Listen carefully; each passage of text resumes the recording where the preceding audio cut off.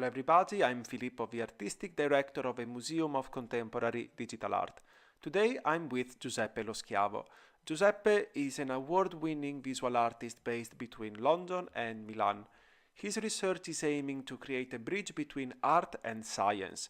In 2021, he has been announced as the winner of a European Project BioArt Challenge organized by the Museum of Science in Italy and is currently an artist in residence at UCL in London.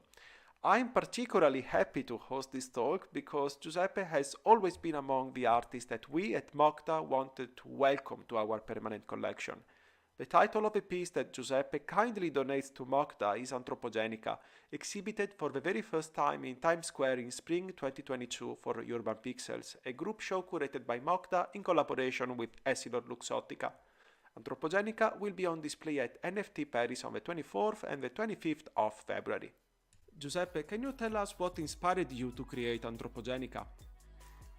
Yes, with Antropogenica, I wanted to investigate the dichotomic nature of humankind. So we are capable of greatness and destruction. We can create like a masterpiece, like the Sistine Chapel that I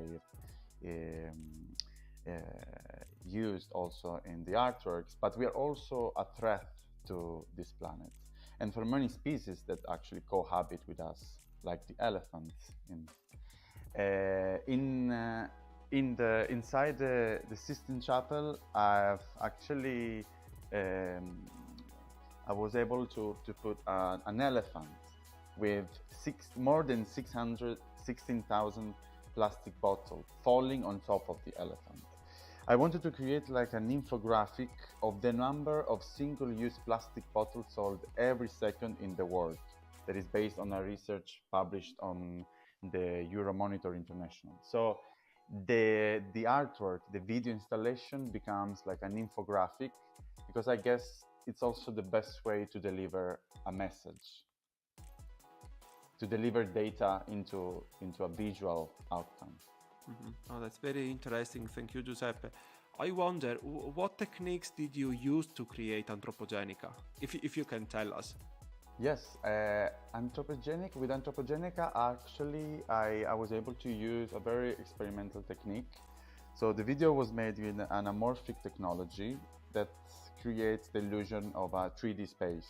So I had the opportunity to go to New York City and visit Times Square, which is the square where the artwork was meant to be exhibited, before the creation of the piece itself. And I was able to measure the distance between the observer and the LED wall and decide on site from which part of the square we would have actually the illusion of the 3D space of this huge room that in my artwork is actually the Sistine Chapel.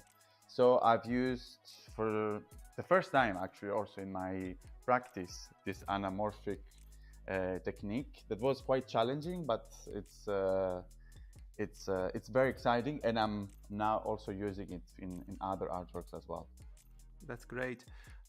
What role does Antropogenica play in your current research? So, since I have always been interested in evolutionary biology, I think it's important to me to analyze all aspects of our existence as humans. And like these aspects cannot be confined only into the incredible technological advancements of our generation that I often speak about, but it also needs to be somehow balanced with a more critical view of our times. So I'm an observer, so there is no judgment of my creations. Also because I'm part of the system, so I am also one of the plastic bottles falling on the elephant. What inspired you to become an artist? Can you tell us how you started creating digital art? Yeah, I'm often inspired by the potential to create new and innovating form of art that somehow incorporate technology in interesting and unexpected ways. I'm motivated by a desire to explore the relationship between humans and technology, or to use technology as a tool for expressing themselves and communicating ideas as well. I'm also driven, by the desire to push the boundaries of what is possible in the work of art, in the world of art, and to explore also the digital landscape. The digital landscape somehow gives me the ability to explore with great freedom and to be 100% in control of the reality I want to portray. So it's for the first time in my career that I feel like I think like a painter, because I was always craving for the ability of painters to picture a reality that is not somehow slave of the photographic medium. And with the digital landscape, for the first time, I'm actually able to recreate the reality I want to without the limits of reality. Speaking of your career, I wonder what have been some of the biggest, artistic challenges you had to overcome in the past few years? I think challenges are the best way somehow to get creative.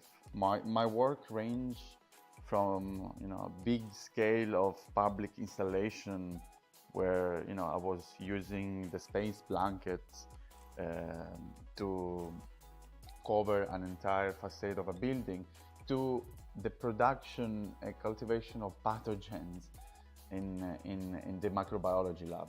So all my works actually, are challenging and something new. So the biggest challenge I think is being an artist in this very fast living contest that we are now today. That we need to adapt to something new happening like every day. Like for instance, look at what artificial intelligence is doing and how fast it's changing the landscape of the art world as well. Thank you, Giuseppe. That was super interesting. And as always, it was just great learning more about your work and the piece you donated to the MoCDA's permanent collection. Please, this is for the public, please stay tuned for more updates, and please do not miss the next artist talk with Renderfruit on Friday the 17th. See you in Paris. Bye. Thank you. See you. Ciao, ciao.